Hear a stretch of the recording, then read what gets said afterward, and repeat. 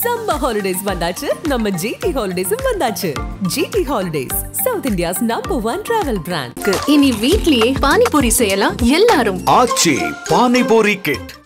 Doctor Srivarma ஆயுள் தரும் ஆயுர்வேதா அறுவை சிகிச்சை இல்லா குணம் ஆயுள் கால நிவாரணம்.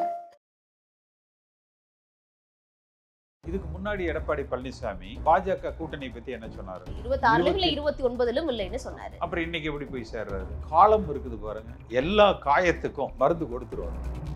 ஒருவேளை விஜயோட கூட்டணி போனா மத்தியில் இருக்கிற பாஜக அதிமுகவை பலகீனப்படுத்துவதற்கு முயற்சி செய்யலாம். அப்ப இந்த யதார்த்த சூழ்நிலையை உணர்ந்து எடப்பாடி பழனிசாமி சரண்டர் கூட ஆயிருக்கலாம். ஆளுகிற திமுக வீழ்த்தப்பட வேண்டும், ஆளுகிற கட்சியாக அதிமுக உருவெடுக்க வேண்டும். அந்த ஒற்றை புள்ளியை மட்டும் நாம் வைத்து பார்க்கிற பொழுது இது ஒன்றும் மிகப்பெரிய ஒரு தவறான முடிவாக நான் பார்க்கிறேன். சூழல் அப்படியே இருக்கா, இல்லைன்னா ஒன்றிணைந்த அதிமுக எடப்பாடி செய்து கொடுத்தாரா? அண்ணாமலையை கூட ஏற்றுக்கொள்ளலாம் என்று எடப்பாடி பழனிசாமி நினைக்கிற பொழுது, பாஜகவுடன் கூட நம் கூட்டணி செல்லலாம் என்று நினைக்கிற பொழுது, கட்சியை ஒன்னா சேர்த்திக்கணும் அப்படிங்கிற நினைப்பதில் அவர் தவறில்லை. இப்ப சந்திப்பு நடத்துறவர்கள் எல்லோருமே எடப்பாடி பழனிசாமிக்கு எதிராகத்தான் காய் நகர்த்துறாங்கன்னு எப்படி எடுத்துக்க முடியும்? இன்னொரு ரகசியத்தை நான் சொல்றேன். நானாகட்டும் திரு செங்கோட்டையன் ஆகட்டும் வலியுறுத்திய கருத்துக்கள், அதனால ஒரு சந்திப்பு என்றாலே இது இவர்களுக்கு எதிராகத்தான் இருக்கும் என்பது அது ஊடகத்தினுடைய பார்வை. நீங்க அதுக்காக எடப்பாடி பிடிக்கலைங்கிறதுக்காக நாங்க ஸ்டாலினையோ திமுகவையோ ஆதரிக்க முடியாது இல்ல. அது உட்கட்சி பிரச்சனை. சீமான் அநேகமாக இந்த கூட்டணியில் இணைவதற்கு வாய்ப்புகள். அதிமுக தொண்டரோ சிறுபான்மையினர்களோ அதிமுக பாஜக கூட்டணியை ஏற்றுப்பாங்கன்னு நினைக்கிறீங்களா? வணக்கம். இன்று நம் நிகழ்ச்சியில் நம்முடன் இணைந்திருப்பவர் முன்னாள் நாடாளுமன்ற உறுப்பினர் KC பழனிசாமி அவர்கள். சார்கிட்ட கேட்க நிறைய கேள்விகளும் சந்தேகங்களும் இருக்கு, பேசுவோம். வணக்கம். வணக்கம். செங்கோட்டையனுடைய டெல்லி பயணம் நிர்மலா சீதாராமன் அவர்களை சந்திச்சதே பேசுபொருளா மாறி இருந்தது. EPS போயிட்டு வந்தாரு, அண்ணாமலை போயிட்டு வந்தாரு, இதுக்குடா செங்கோட்டையன் போறாரு அப்படின்னு சொல்லி சென்னை வந்திருக்கிற நிர்மலா சீதாராமன் அவர்களையும் செங்கோட்டையன் சந்திச்சிருக்கிறாரு. செங்கோட்டையன் அதிமுக தானே இருக்காரு. ஆமா, அப்புறம் அதுல என்ன இருக்குது? அதிமுக செங்கோட்டையன் யாரையும் சந்திக்க கூடாதுன்னு ஏதாவது இருக்க? பொதுச் செயலாளரோட கூட்டணி பேச்சுவார்த்தை நடத்துறப்போ பொதுச் செயலாளர் தான் பேசணும்னு ஒண்ணு இல்லை, யார் வேணாலும் பேசலாம், யார் வேணாலும் பேசலாம். நோக்கம் என்னன்னா, ஆளுகிற திமுக அரசாங்கம் ஒரு போலியான, இப்ப நீங்க பார்த்தீங்கன்னா திமுக என்ன சொல்லுவாங்கன்னா, மதவாதம் தலைவிரிக்க போகிறது, தமிழகத்தில் கால் ஊன்ற போகிறது, உடன்பிறப்பே ஓடிவா, எல்லாம் அந்த திராவிட, இதெல்லாமே கரெக்டு. ஆனால் இந்த 4 ஆண்டு கால ஆட்சியினுடைய அவலங்களை நீங்க பாருங்க. இது எல்லாம் அந்த உணர்ச்சி வேகத்துல சித்தாந்தம் என்பது சரி. அதிமுகவும் திராவிட சித்தாந்தத்தில் பயணிக்கிற கட்சி தான். திமுகவும் பாஜகவோடு கூட்டணி வைத்திருந்த கட்சி தான். அவர்கள் ஒன்றும் மதவாத சக்தி, நாங்கள் அவங்களோட கூட்டணி வைக்கல என்று சொன்னவர்கள் அல்ல. அவர்களோடு கூட்டணி அமைச்சரவையில் பங்கெடுத்தவர்கள். அப்ப இவங்க குடும்ப ஆட்சி முறைக்கும் இவர்கள், நீங்க எடப்பாடி பழனிசாமி காலத்தில் இருந்த ஆட்சி, அதிமுக ஆட்சிக்கும் திமுக ஆட்சிக்கும் ஒவ்வொரு துறை வாரியா பட்டியல் போடுங்க, லஞ்சத்துல போடுங்க. குறைந்தபட்சம் எடப்பாடி பழனிசாமி காலத்துல என்ன இருந்ததோ குறைந்தது 3 மடங்கு, அதிகபட்சம் ஒரு 5-6 மடங்கு. மணல்ல இன்றைக்கு என்ன, மணல்ல கொள்ளை நடக்காம இருக்கா? ஊழல் நடக்காம இருக்கா? டாஸ்மாக்ல நடக்காம இருக்கா? உள்ளாட்சி துறையில நடக்காம இருக்கா? கான்ட்ராக்டர் கிட்ட கமிஷன் வாங்காம இருக்கிறாங்களா? இன்னும் முடிஞ்சதுன்னா அதுக்குன்னு ஒரு தனி துறையவே உருவாக்கி, அதாவது தனியா அதுக்கு ஒரு ரிமோட், எப்படி முதல்ல சசிகலாவை சொல்லுவாங்களோ அது மாதிரி இன்றைக்கு சபரீசன். அப்ப அந்த அளவுக்கு ஊழல் பெருக்கெடுத்து ஆடுது.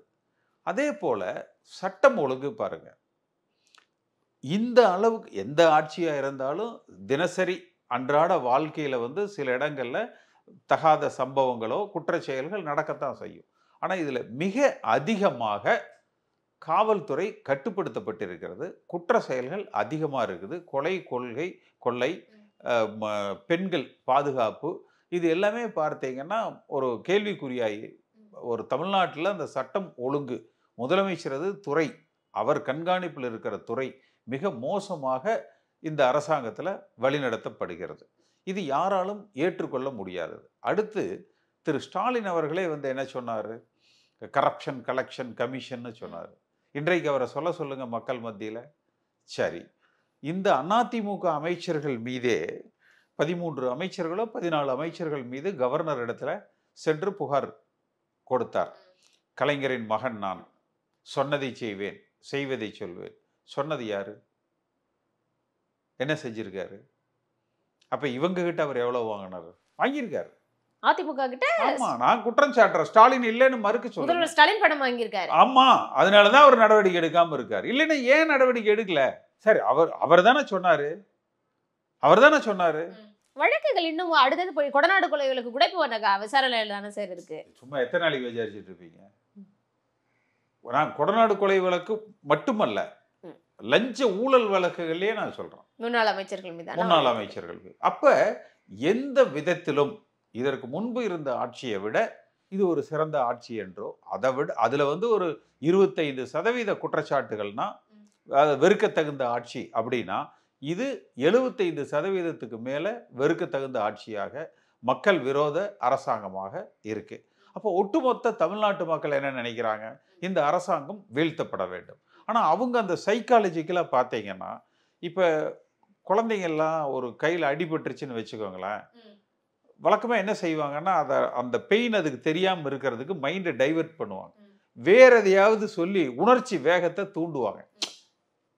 அந்த மாதிரி திரு ஸ்டாலின் இந்த குறைபாடுகள் எல்லாம், அதாவது சட்டம் ஒழுங்கு குறைபாடு, நடக்கிற லஞ்சம் ஊழல் குறைபாடு, குடும்ப ஆட்சி என்கிற அந்த அவப்பெயர், ஏன்னா உதயநிதி, அடுத்த பைப் லைன்ல இன்ப நிதி, இதையெல்லாம் மறைப்பதற்கு அவர் உடன்பிறப்பே ஓடிவா, இந்துத்துவா, பாஜக மதவாத சக்திகள் தமிழகத்துல கால் ஊன்றாங்க. இப்ப திமுக கூட்டணியில என்ன சொல்றாங்க?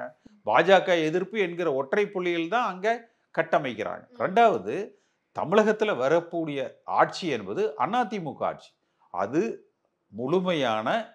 முழுமையான அதிமுக தனிப்பெரும்பான்மையோடு ஆளக்கூடிய ஆட்சியாக 26 ஆட்சியாக மட்டுமே இருக்குமே ஒழிய, இவர்கள் கட்டுக்கதை கட்டுறதை போல பாஜக கூட்டணி, அந்த கூட்டணி ஆட்சி நிச்சயமா அது இருக்காது. அதை தமிழ்நாட்டு மக்கள் ஏற்றுக்கொள்ள மாட்டார்கள். ஒன்றுபட்ட அதிமுக, தனிப்பெரும்பான்மையோடு ஆளுகிற அதிமுக, இதை மட்டுமே தமிழ்நாட்டு மக்கள் ஆதரிப்பார்கள். தனிப்பெரும்பான்மை கிடைச்சிரும் நம்புறீங்களா? நிச்சயமாக கிடைக்கும். அது இந்த அரசாங்கத்தினுடைய அவலங்களே பெற்றுக் கொடுத்தோம். கூட சீமான் வர போறாருன்னு சொல்றீங்க கூட்டணிக்கு. இதெல்லாம் வரப்போ எவ்வளவு பேர் வந்தாலும் இந்த கூட்டணி என்பது அதிமுக தனிப்பெரும்பான்மையோடு ஆட்சி அமைக்கிற வகையில தான் இந்த கூட்டணி அமையும். அப்படி அமைந்தால் மட்டும்தான் அது வெற்றி பெறும். அதுவும் ஒன்றுபட்ட அதிமுகவாக அதிமுக பயணிக்க வேண்டும். அதான் கேட்கும். அதாவது ஒன்றிணைந்த அதிமுகவுக்கு எடப்பாடி பழனிசாமி அமித்ஷா கிட்ட மறுப்பு தெரிவிச்சாரு. அதனால செங்கோட்டையனை முதல்வர் வேட்பாளரா நிறுத்தி காய் நகர்த்தப்படுதுன்னு கடந்த நேர்காணல்ல சொல்லியிருந்தீங்க. அந்த சூழல் அப்படியே இருக்கா, இல்லைன்னா ஒன்றிணைந்த அதிமுக எடப்பாடி சேவை கொடுத்துட்டாரா? இதுக்கு முன்னாடி எடப்பாடி பழனிசாமி பாஜக கூட்டணி பத்தி என்ன சொன்னாரு? இனி எப்பொழுதும் பாஜகவுடன் கூட்டணி இல்லை, 26 இல்ல 29 இல்லைன்னு சொன்னாரு. அப்புறம் இன்னைக்கு எப்படி போய் சேர்றாரு? காலம் இருக்குது பாருங்க, எல்லா காயத்துக்கும் மருந்து கொடுத்துரும் அது. அப்ப அந்த காலங்கள் மாறுகிற பொழுது கருத்துக்கள் மாறும்.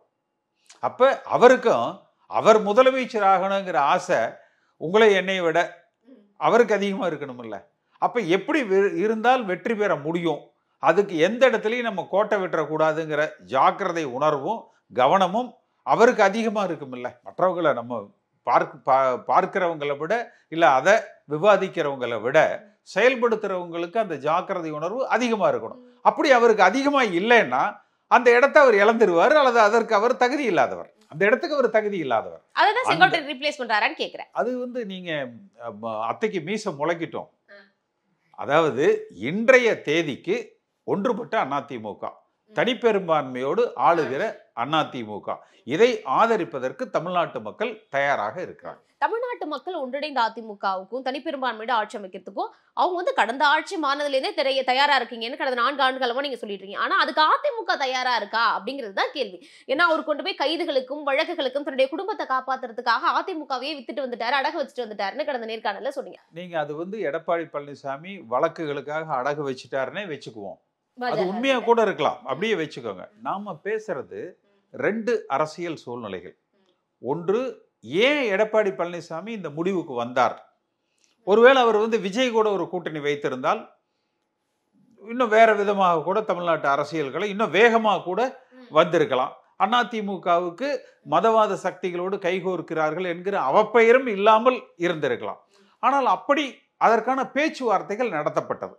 அப்படி நடத்தப்படுகிற பொழுது அது அந்த அளவுக்கு ஒரு சாதகமாக, இப்போ நமக்கு 2 ஆப்ஷன் வருது. இப்போ அவருக்கு இருக்கிறதே 2 ஆப்ஷன், அதான் அதிமுக இருக்கிறது 2 ஆப்ஷன் தானே. ஒன்று விஜயோட கூட்டணி போட்டு போகலாம், இன்னொரு பக்கம் வந்து பாஜக இந்த என்டிஏவோட கூட்டணி போட்டு போகலாம். அந்த விஜயோட ஆப்ஷன் பார்த்தீங்கன்னா அவ்வளவு ஏற்புடையதாக வரல. அல்லது இந்த பக்கம் பார்த்தீங்கன்னா அந்த பாஜக, விஜயோட பாஜக இருக்கக்கூடிய ஒரே அனுகூலம் திமுக இங்க வந்து ஆளுகிற கட்சியாக இருக்கிறாங்க. அப்போ அந்த அதிகாரத்தை அவர்கள் வந்து பயன்படுத்துவாங்க. அப்ப இந்த பக்கம் மத்தியில் ஆளுகிற அந்த அதிகாரம் தேவைப்படலாம். அடுத்து ஒருவேளை விஜயோட கூட்டணி போனா மத்தியில் இருக்கிற பாஜக அதிமுகவை பலகீனப்படுத்துவதற்கு முயற்சி செய்யலாம். அப்ப இந்த யதார்த்த சூழ்நிலையை உணர்ந்து எடப்பாடி பழனிசாமி சரண்டர் கூட ஆயிருக்கலாம். ஆனால் நம்ம பேசுற விஷயம் அது அல்ல.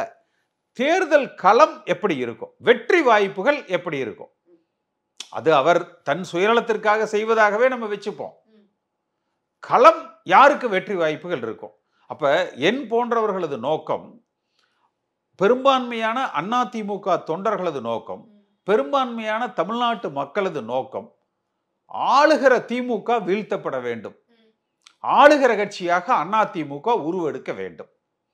அந்த அந்த ஒற்றை புள்ளியை மட்டும் நாம் வைத்து பார்க்கிற பொழுது இது ஒன்றும் மிகப்பெரிய ஒரு தவறான முடிவாக நான் பார்க்கல. இது நிச்சயமா லாங் ரன்னில், எதிர்காலத்தில் லாங் ரன்னில் காலப்போக்கில் அதிமுகவை அழித்து அந்த இடத்துல பாஜகவை வளர்த்துவதற்கு அவர்கள் தயாராக இருப்பாங்க.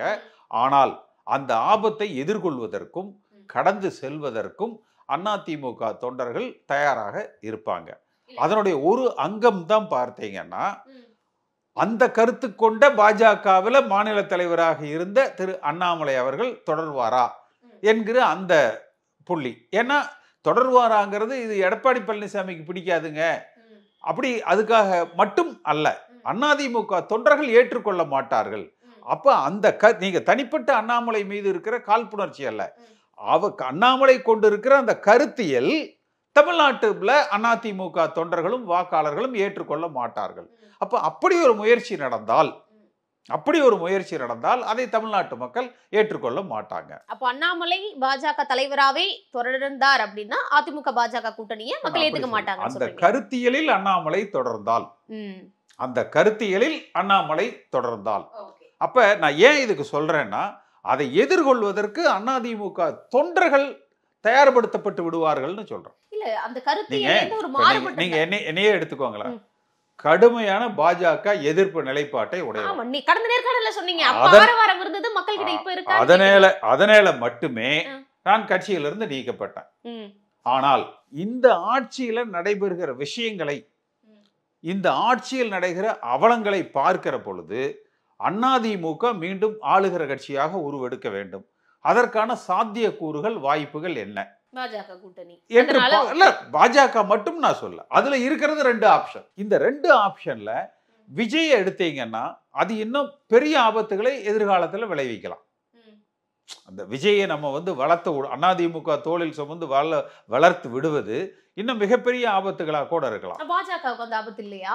அதுதான் சொல்ல வர்றேன். அதாவது பாஜகங்கிறதுங்க ஒரு சித்தாந்த கட்சி, தனி மனித செல்வாக்கோ தனி மனித வழிபாடுகளோ இல்லை. அவர்களது இந்துத்துவ சித்தாந்தம், அதற்கு கடுமையான எதிர்ப்புகள் வந்து தமிழகத்தில் இருக்குது.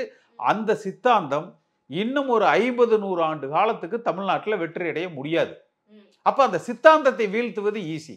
ஆனா விஜய் நீங்க வளர்த்து விட்டுட்டீங்கன்னா வீழ்த்துவது கடினம். திராவிடத்தோட சேர்ந்து வர்றாருங்கிறது. அப்ப அவரை வந்து நீங்க வந்து எதிர்காலத்துல வீழ்த்துவது கடினம். இப்படி வலிமையான கூட்டணின்னு வரும் பொழுது தேர்தல் களம் 2 அணிகளுக்கு நடுவில் இருக்கும். விஜயும் ஒருவேளை இந்த கூட்டணியில் வந்து இணைந்தால் அவர் கட்சி இருக்கும், கட்சியாக இருக்கும். இல்லைன்னா அந்த கட்சியே ஒண்ணு இருக்காது. எலெக்ஷன்ல சரி என்னத்தை வேணாலும் சொல்லட்டுங்க. இப்ப நீங்க இடையில இந்த விஜய் கட்சியை பொறுத்த வரைக்கும் ஒரு 5% வாக்கு சதவீதத்துக்கு கீழே போகும்போது வெளவெளுத்து போயிடும். அது அப்படி அந்த கட்சியே துவக்கமே இருக்காது.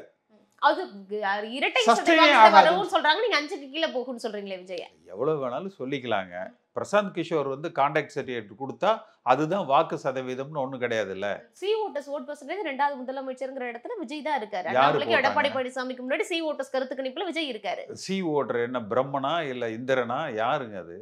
எதுக்காக அவங்க இப்ப எடுத்தாங்க சொல்லுங்க? அது ஒரு உள்நோக்கம் கொண்ட சர்வே. எதுக்காக இப்ப என்ன இப்ப தமிழ்நாட்டுல என்ன எந்த இடத்துல எலெக்ஷன் நடக்குது ஒரு சர்வே எடுக்கிறதுக்கு? சரி, ஒருவேளை அதிமுகவை பலகீனப்படுத்துவதற்கான முயற்சிகள்ல அந்த கருத்து கணிப்புங்கிற பேர்ல அந்த கருத்து திணிப்பு ஒன்று. அப்ப இருக்கிற சூழ்நிலைகளை ஆராய்ந்து பார்க்கிற போது சரி இப்படி வச்சுக்கோங்க, நான் பாஜகவை எதிர்க்கிறேன். எடப்பாடி எனக்கு எடப்பாடி பழனிசாமி மீது மனத்தாங்கல் இருக்கு, வருத்தம் இருக்கு, குறைகள் இருக்கு அவர் இடத்துல, பாஜக கூட்டணியில பிரச்சனைகள் இருக்கு. ஆனா எல்லாம் இருந்தாலும் கூட அதற்காக திமுக ஆள்வதற்கோ மீண்டும் திமுக வெல்வதற்கோ மறைமுகமாக கூட நாம் துணை சென்று விடக் கூடாது. அதற்காக பாஜக அப்ப என்ன நினைக்கிறோம், முதல்ல ஆளுகிற கட்சியா அதிமுக வரட்டும், அதுக்கப்புறம் இருக்கிற உட்கட்சி பிரச்சனைகளை அப்புறம் பாத்துக்கலாம். அப்போ ஒரு வார காலத்துல கேசிபியோட மனம் சற்று மாறி இருக்கு. பாஜக எதிர்நிலைப்பாடுங்கிறத கடந்து கூட்டணிக்கு சரி வெற்றியை நோக்கி ஒரு வார காலத்துல இல்ல. நீங்க திரு எடப்பாடி பழனிசாமி அவர்கள் அமித்ஷாவை சந்தித்த அன்றைக்கே நான் நியூஸ் 7ல பேசியிருப்பேன், நியூஸ் 18ல பேசியிருப்பேன். இதே கருத்தை தான் நான் சொல்றேன். அப்போ இதே கருத்தை தான் வெற்றிக்காக நீங்க தேர்தல்னு வந்தாங்க, களத்துல இருக்கிற 2 கூட்டணியில் ஒரு கூட்டணி வெற்றி பெற வேண்டும். களத்துல இப்ப இன்றைய சூழ்நிலைக்கு பார்த்தீங்கன்னா 3 அணிகள் இருக்குன்னு வச்சுக்கோங்க. திமுக கூட்டணி, எந்த அதிமுக காரணம் திமுக கூட்டணிக்கு ஓட்டு போட மாட்டான் இல்ல. அடுத்து அதிமுக கூட்டணி, அடுத்து விஜய். அதிமுகவுக்கு இருக்கிற ஆப்ஷன் பிஜேபி கூட்டணி இல்லைன்னா, அதாவது அதிமுக கூட்டணியில பிஜேபியை சேர்த்துக்கிறது அல்லது விஜயை சேர்த்துக்கிறது. இந்த 2 ஆப்ஷன்ல எது பெட்டர்? இந்த சித்தாந்த எதிரியை எதிர்காலத்தில் வீழ்த்துவதற்கோ அல்லது எதிர்கொள்வதற்கோ ஈஸி. அதனால அதுல சில குறைபாடுகள் இருக்கலாம். குறைபாடுகள் இல்ல. தொண்டரோ சிறுபான்மையினர்களோ அதிமுக பாஜக கூட்டணியை எதிர்த்து ஏத்துப்பாங்கன்னு நினைக்கிறீங்களா? இல்ல, அந்த உண்மைகள் புரிய வருகிற பொழுது வெற்றி பெறுகிற வாக்கு சதவீதத்தை அதிமுக பெற்றுவிடும் என்று நான் நம்புறேன். நீங்க சில விஷயங்கள் நமக்கு முழுமையாக பிடிக்கலாம், முழுமையாக பிடிக்காம இருக்கலாம். நீங்க வாக்கு செலுத்த போகிற பொழுது இந்த 3 பேர்ல யாருக்காவது தானே போடணும். இந்த 3 பேர்ல இந்த 3ல ஏதாவது ஒரு இதுக்கு தானே நீங்க போடணும். இல்லைன்னா யாராவது ஒரு சுயேட்சைக்கு போடணும், இல்லைன்னா நோட்டாவுக்கு போடணும். கூட்டணி பிடிக்கலங்கிறதுக்காக திமுகவுக்கோ விஜய்க்கோ போட்டுட்டாங்கன்னா உங்களுடைய எந்த அதிமுக காரணம் திமுகவுக்கு போட மாட்டான், விஜய்க்கும் போட மாட்டான். ரெட்டலை சின்னத்தை பார்த்தாங்கன்னா வேற சின்னம் அவர்களுக்கு வராது. ஒரே இது என்னன்னா, வெற்றி பெறுகிற அணிக்கு வாக்களிக்க வேண்டும், வலிமையான கூட்டணிக்கு வாக்களிக்க வேண்டும் என்றுதான் நினைப்பாங்க. இதுல ஒரே பலகீனம் என்னன்னா, நான் சொன்ன 2 விஷயம் தான். ஒன்றுபட்ட அதிமுக தேவை, அது காலத்தின் கட்டாயம். இபிஎஸ் ஒத்துக்குவாரா, ஒத்துக்கிட்டாரா? இன்னும் காலம் இருக்கு. ஒன்று, அண்ணாமலையை கூட ஏற்றுக்கொள்ளலாம் என்று எடப்பாடி பழனிசாமி நினைக்கிற பொழுது, பாஜகவுடன் கூட நம்ம கூட்டணி செல்லலாம் என்று நினைக்கிற பொழுது, கட்சியை ஒன்னா சேர்த்திக்கணும் அப்படிங்கிற நினைப்பதில் அவர் தவறில்லை. டெல்லிக்கு போயிட்டு வந்ததுக்கு அப்புறம் பாஜக கூட்டணி மறுப்பு சொல்லல, அண்ணாமலை தலைமை மாற்றத்துக்கு மறுப்பு சொல்லல. ஆனா ஓபிஎஸ் சசிகலா மீண்டும் கிடையாது திட்டவட்டமா மறுக்கிறாரே. அதாவது நான் சொன்னேங்க, இதே எடப்பாடி தானே பிஜேபியோட கூட்டணி இல்லை, 24 இல்லை, 26 இல்லை, 29 இல்லைன்னாரு. அண்ணாமலை இருக்கிற வரை இதெல்லாம் காலம் எல்லா காயத்துக்கும் மருந்து கொடுத்துரும். அதனால ஒன்றுபட்ட அதிமுக காலத்தின் கட்டாயம். அடுத்து அதிமுக கட்சியினுடைய முதலமைச்சர் அதிமுக தனிப்பெரும்பான்மையோடு ஆளுகிற வகையில் இந்த கூட்டணி அமைக்கப்பெற்றால் மட்டும்தான் இந்த கூட்டணி வெற்றி பெறும். ஒருவேளை அப்படி அமைக்கப்படலைன்னா எதிர்பார்க்கிற முடிவை அது தராது, எதிர்மறை விளைவுகளை அது உருவாக்கி. விஜய் பலம் அடைஞ்சிருவார் அந்த இடத்துல விஜய் பலம் அடைஞ்சிருவார். இப்ப செங்கோட்டையனுடைய சந்திப்பு அப்படிங்கிறது கழக குரல் பொதுச் செயலாளர் இன்னொரு அணின்னு எடுத்துக்கிறதா இல்ல எப்படி எடுத்துக்கிறது? அவர் ஒரு போராளியே கிடையாது. அவர் சந்திப்பையோ இப்ப தூத்துக்குடி பயணம் போயிருக்காருன்னு சொல்றாங்க, ராமேஸ்வரம் போயிருக்காருன்னு சொல்றாங்க. அப்ப அதை எப்படி எடுத்துக்கிறது? அது பயணம் தூத்துக்குடிக்கு போனவங்க எல்லாம் பெரிய போராளின்னு ஏதாவது இருக்கே என்ன? டெல்லி போயிருந்தப்ப ஸ்டாலின் போய் நிதியமைச்சர் பார்த்தது. டெல்லி போனப்ப ஏசிபி தான் சொன்னாங்க முதலமைச்சர் வேட்பாளரா செங்கோட்டையன் நகர்த்ததுக்கு பாஜக காய் நகர்த்தது. காய் நகர்த்தலாங்க. எடப்பாடி பழனிசாமி சாதுரியம் இதே ரவுண்டு கட்டி எடப்பாடி பழனிசாமி செங்கோட்டையனை கட்சி விட்டு நீக்கிறேன்னு சொல்லி இருந்தாருன்னா அவர் ஒரு தலைவரை உருவெடுத்திருப்பாரு. அவர் நிதானமா நடந்து. நேத்து முனுசாமி என்ன பேசுறாரு? செங்கோட்டையன் ரொம்ப நல்லவர், வல்லவர். அண்ணன் செங்கோட்டையன் எங்க மூத்த தலைவர், வழி நடத்துறார், அவர் கட்சி நலனுக்காக பாடுபடுறார், சுதாரிச்சுக்கிறாங்களா அந்த இடத்துல.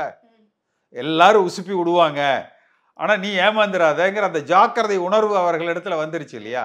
இப்ப சந்திப்பு நடத்துறவர்கள் எல்லோருமே எடப்பாடி பழனிசாமிக்கு எதிராகத்தான் காய் நகர்த்துறாங்கன்னு எப்படி எடுத்துக்க முடியும்? நான் உங்களுக்கு இன்னொரு ரகசியத்தை நான் சொல்றேன். இன்றைக்கு இல்ல, 2017 ஓபிஎஸ் இபிஎஸ் அணிகள் இணைந்த பொழுது எடப்பாடி பழனிசாமியை மாற்றிவிட்டு ஓபிஎஸ் முதலமைச்சர் ஆக்கப்பட வேண்டும் என்று கடுமையான அழுத்தத்தை ஓபிஎஸ் டெல்லிக்கு கொடுத்துக்கிட்டு இருந்தார்.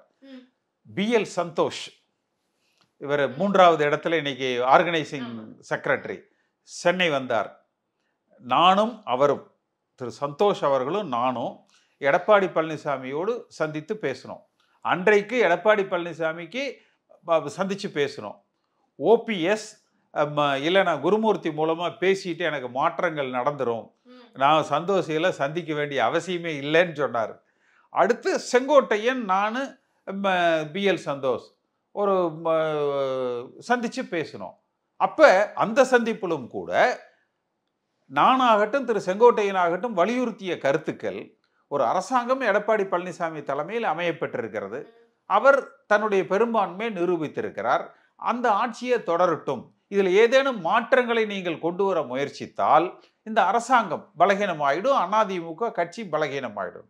நான் எதுக்கு இதை சொல்றேன்? இது 2017. நான் எதுக்காக இதை சொல்றேன்னா, சந்திப்பவர்கள் எல்லாம் எடப்பாடி பழனிசாமியை வீழ்த்துவதற்கு, அதிமுகவை பிளப்பதற்கு, எடப்பாடி பழனிசாமிக்கு எதிராகவே சந்திக்கிறார்கள். இப்ப எங்களுக்கு என்னங்க, நாங்க எம்ஜிஆரை பார்த்து அதிமுகவுக்கு வந்தோம். எம்ஜிஆரோடு சட்டமன்ற உறுப்பினர்களாக நாங்கள் பயணித்திருக்கிறோம். எங்கள் நோக்கம் என்ன? அதிமுக என்கிற கட்சி ஆள வேண்டும். அந்த ஆளுமை பொறுப்பில் இருக்கக்கூடியவர் எங்களுக்கு உடன்பட்டவராக இருக்கலாம், உடன்படாதவராக இருக்கலாம், எங்களை அரசியலை ஒழிச்சு கட்டிடணும் நினைக்கலாம், எங்க மேல பொய்யா கம்ப்ளைண்ட் போட்டு கைது செய்த நபராகவும் கூட இருக்கலாம். அந்த நபர் நாங்கள் தனியா டீல் பண்ணிக்குவோம். ஆனால் ஆளுகிற கட்சியாக அதிமுக இருக்க வேண்டும். அதனால ஒரு சந்திப்பு என்றாலே இது இவர்களுக்கு எதிராகத்தான் இருக்கும் என்பது அது ஊடகத்தினுடைய பார்வை. நான் சொல்றது அதிமுக கட்சிக்காரனது பார்வை. இதை திமுக தான் என்ன பண்ணுவாங்கன்னா, உடன்பிறப்பே என்ன இந்துத்துவா கால் ஊனுது வா, அதை நம்ம தடுக்கணும், இதெல்லாம் உணர்ச்சி வேகத்தை தூண்டிட்டு இந்த பக்கம் சாத்தி இருக்கிற, அதை பூட்டி இருக்கிற வீட்டில் கொள்ளையடிப்பதற்கு சமமான நடவடிக்கைகள். ஸ்டாலின் இதை பத்தி பேசுறதுக்கு அவருக்கு யோகியதை இருக்குதுன்னா, அவர் ஸ்டாலின் கலைஞரின் மகனாக சொன்னதை செய்யணும். இன்றைக்கு வரைக்கும் அவர் செய்யல. அந்த தார்மீக உரிமையை அவர் இழந்து விட்டார். அப்ப சூசகமா ஒரு விஷயம் புரிஞ்சுக்க முடியுது. எடப்பாடிக்கு எதிர்நிலைப்பாடு இல்ல, எடப்பாடிக்கு தூதுவரா கூட செங்கோட்டையன் எடப்பாடியை எதிர்க்கிறவங்க அதிமுக அவருடைய சர்வாதிகார தன்மையை எதிர்க்கிறோம். அது உட்கட்சி பிரச்சனை. அதிமுக கட்சி ஆள வேண்டும் என்று நினைக்கிறோம். நீங்க அதுக்காக எடப்பாடி பிடிக்கலைங்கிறதுக்காக நாங்க ஸ்டாலினையோ திமுகவையோ ஆதரிக்க முடியாது இல்ல. அது உட்கட்சி பிரச்சனை. அப்ப இன்னும் பிளவுலாம் கிடையாது, இன்னொரு அணிலாம் கிடையாது, எல்லாரும் சேர்ந்து ஒன்றிணைத்த அதிமுகவுக்காக எடப்பாடியோட இன்னொரு முகமா கூட எல்லாரும் ஒன்றிணைக்கிறதுக்காக நிர்மலா சீதாராமன். எடப்பாடிங்கிறவர் இன்சிக்னிபிகன்ட்டுங்க. அவர் தனியா கட்சி ஆரம்பிச்சா சொல்லுங்க, அடிச்சு காலி பண்ணிடலாம். அதைய எடப்பாடி பழனிசாமி என்பவர் ஒரு தனி கட்சி ஆரம்பிக்கிறாருன்னு சொல்லுங்க, அதை எதிர்த்து அடி பின்னி எடுத்துடலாம். அதிமுக எங்க கட்சிங்க? எடப்பாடி பழனிசாமி அதிமுகவுக்கு வர்றதுக்கு முன்னால இருந்து நானோ செங்கோட்டையனும் அதிமுக பயணிச்சு, சைத துரைசாமி உள்பட சொல்றேன், எல்லோரும் அதிமுக பயணி. அப்ப எங்களது முதல் நோக்கம் என்ன? நீங்க ஒரு வாழ்க்கையில நம்ம ஆசைப்படுறது எல்லாமே நம்ம அடைஞ்சிட முடியாது. குறைந்தபட்சம் நம்முடைய அந்த நோக்கம் ஓரளவுக்கு அடையப்பட்டால் கூட அதுல சில நெருடல்கள் இருக்கும், வருத்தங்கள் இருக்கும், காயங்கள் இருக்கும், கோபங்கள் இருக்கும். அதை பின்னொரு நாள்ல பார்த்துக்கலாம், வாய்ப்பு கிடைக்கிற போது அதை பார்த்து. உட்கட்சி பிரச்சனை வரும் பொழுது, இப்ப நாளைக்கு அதிமுக கட்சியில யார் பொதுச் செயலர்னு வைங்க, தேர்தல் நடக்குது, எடப்பாடி பழனிசாமி எதிர்த்து நான் நிற்பேன். பகிரங்கமா சொல்றேன், எடப்பாடி பழனிசாமி எதிர்த்து நான் நிற்பேன். அது உட்கட்சி பிரச்சனை. ஆனால் எடப்பாடி பழனிசாமி பிடிக்கலைங்கிறதுக்காக ஸ்டாலின் ஆட்சிக்கு வரட்டுங்க அப்படின்னு எந்த அதிமுக காரனும் நினைக்க மாட்டான். சைதை துரைசாமி அவர்கள் சொன்னது இப்ப நடக்க போகுதுங்கிற ஒரு ஸ்டேட்மெண்ட் கொடுக்குறீங்க. ஆனா அதிமுகவுடைய அவர் என்ன புதுசா ஏதாவது கண்டுபிடிச்சு சொன்னாரா? இல்ல அவரோட ஐடி விங்ல இருந்து எதிர்த்து போடுறாங்க. அதிமுக அபிஷியல் ஐடி விங்ல தான் அவர் சொல்றது தப்பு. அப்பப்போ வந்து போற ஒரு கட்சி நாடாளுமன்ற தேர்தல் முடிஞ்ச உடனே ஒருங்கிணைப்பு குழுன்னு வச்சு நாங்க இங்க இதே இடத்துல ஒரு பிரஸ் மீட் வச்சு சொன்னோம். பட்டி தொட்டி எங்கும் அதற்கு பேராதரவு கிடைத்தது. நாடாளுமன்ற தேர்தல் முடிந்து 2024 நாடாளுமன்ற தேர்தல் முடிந்த உடனே ஒரு பத்திரிகையாளர் சந்திப்புல ஒன்றுபட்ட அதிமுக காலத்தின் கட்டாயம், காலத்தின் தேவை என்று சொன்னோம். இபிஎஸ் விமர்சிச்சார், அதுக்கான வழக்கு போட்டீங்க, அதுக்கு இப்ப சம்மன் அனுப்பியிருக்காங்க, ஆஜராக அதுக்கு அவர் வந்து தெருவுல போறவங்கன்னு ஒரு பட்டெல்லாம் நீங்க ஐடி விங் விமர்சிச்சிட்டாங்கன்னு சொல்றீங்க. எடப்பாடி பழனிசாமியே அதுக்கு தெருவுல போறவங்கன்னாரு. அது அவர் மேல ஒரு கிரிமினல் கேஸ் போட்டு ஆஜராக போறாரு. அது நான் சொல்ல பாருங்க. இதே நேரத்துல நான் அதையும் பண்றேன். ஏன் பண்றோம்? அது எனக்கு அவருக்கு இருக்கிற தனிப்பட்ட பிரச்சனை. அப்போ ஒன்றிணைந்த அதிமுகவை நான் உருவாக்குவேன்னு ஒரு வாரத்துக்கு முன்னாடி கடந்த நேர்காணல் சொல்லியிருந்தீங்க. இப்போ வந்து அதுதான் ஒன்றிணைந்த அதிமுக எடப்பாடி பெரும்பான்மையோடு நீங்க திருப்பி ஏங்க ஒரு கட்சிங்கிறது 1.5 கோடி பேர் உறுப்பினர்கள் இருக்கிற கட்சி. இதுல எனக்கு பிடிச்சவன் எம்ஜிஆரை பிடிக்காதவன் அதிமுக இருந்திருக்கானுங்க. ஜெயலலிதா அம்மாவை பிடிக்காதவன் அதிமுக இருந்திருக்கிறான். ஒரு கட்சின்னு வந்தா பிடிச்சவன் பிடிக்காதவன் நல்லவன் கெட்டவன் எல்லா விதமான கேரக்டர்ஸும் உள்ள இருக்கும். அதுதான் அரசியல் கட்சி. ஜெயக்குமாரன் மௌனமாவே இருக்காரு அப்படின்றாங்களே சார். அவருக்கு பிடிக்கல கூட்டணி, அதனால ரொம்ப அமைதியா இருக்காரு. கேட்டு சொல்றேன். நீங்க இப்படி கேக்குறீங்க, என்ன சொல்றீங்க? எப்பவுமே ரொம்ப அமைதியா இருக்காருன்னு சொல்றாங்க. அவர்கிட்ட கேளுங்க அதையா, ஜெயக்குமார்கிட்ட கேளுங்க அதையா. சீமான் அநேகமாக இந்த கூட்டணியில் இணைவதற்கு வாய்ப்புகள் இருக்கு. தேசிய ஜனநாயக கூட்டணி அதிக வாய்ப்புகள் இருக்கு. சீமான் இது நாள் வரைக்கும் கட்சி தொடங்கி ஒரு தேர்தல் கூட கூட்டணி சந்திச்சது இல்ல. எப்படி இந்த கூட்டணியில, அதுவும் தேசிய கட்சினா அவருக்கு ஆகவே ஆகாது, எப்படி சார் பாஜக கூட்டணிக்கு ஒத்துக்குவாரு? வாய்ப்புகள் இருக்குன்னு சொல்றேன். அது இந்த கேள்வி நீங்க அவர்கிட்ட தானே கேட்கணும். அவர் ஏன் கூட்டணிக்கு வருகிறாருங்கிறத நீங்க அவரிடத்துல கேட்கணும். அவரும் இதில் இணைவதற்கு, அதாவது ஒரு நோக்கம் என்னன்னா, திமுகவுக்கு எதிரான வாக்குகள் சிதறிவிடக் கூடாது. அப்ப எல்லா வாக்குகளையும், இந்த அரசாங்கத்துக்கு எதிரான வாக்குகள் ஒன்றிணைக்கப்பட வேண்டும். ஆளுகிற திமுக அரசாங்கம் தேர்தலில் தோற்கடிக்கப்பட வேண்டும் என்கிற அந்த ஒற்றை நோக்கத்துக்கு, ஒற்றை புள்ளியில் எல்லோரும் ஒருங்கிணைவதாகத்தான் தெரியுது. அரசியல் சூழ்நிலைகள் தெரியுது. இந்த ஆட்சி, இன்றைக்கு இருக்கிற இந்த அவலமான ஆட்சி, அலங்கோலமான ஆட்சி அகற்றப்பட வேண்டும் என்கிற ஒற்றை புள்ளியில் எல்லோரும் இணைந்து செயல்பட வேண்டிய ஒரு காலம். எங்களுக்குள்ள கருத்து வேறுபாடுகள் இருக்குது, மனமாச்சரியங்கள் இருக்கு, வருத்தங்கள் இருக்குது. ஆனால் இருந்தாலும் அதிமுக ஆள வேண்டும் என்பதில், இந்த இயக்கம் பல ஆண்டுகளுக்கு வாழ வேண்டும் என்பதில் இணைந்து செயல்படுவதற்கு எல்லோரும் தயாராக இருக்கிறோம். அது எடப்பாடி பழனிசாமி ஏற்றுக்கொண்டாலும் ஏற்றுக்கொள்ளாவிட்டாலும் இதுதான் நிதர்சனமான உண்மை. அதுதான் நடக்கவும் போகுது. இதுதான் நடக்கும். நிச்சயமா ஒன்றிணைந்த அதிமுகவுடன் கூடிய ஒரு மெகா கூட்டணி கட்டமைக்கப்படும். தனிப்பெரும்பான்மையோட அதிமுக ஆட்சி அமைக்கும் அப்படின்னு சொல்லியிருக்கீங்க. காலம் கணிந்து எல்லா மாற்றங்களும் வரும்னு சொல்லியிருக்கீங்க. இதெல்லாம் நடக்குதான் பார்ப்போம். இவ்வளவு நேரம் நிறைய கேள்விகளுக்கு மிக நேர்த்தியான தெளிவான பதில்களை கொடுத்ததுக்கு நன்றி சார். சம்மர் ஹாலிடேஸ் வந்தாச்சு, நம்ம ஜிடி ஹாலிடேஸும் வந்தாச்சு. GT holidays, South India's #1 travel brand. இனி வீட்லயே பானிபூரி செய்யலாம் எல்லாரும். ஆச்சி பானிபூரி கிட். டாக்டர் ஸ்ரீவர்மா ஆயுள் தரும் ஆயுர்வேதா, அறுவை சிகிச்சை இல்லா குணம், ஆயுள் கால நிவாரணம்.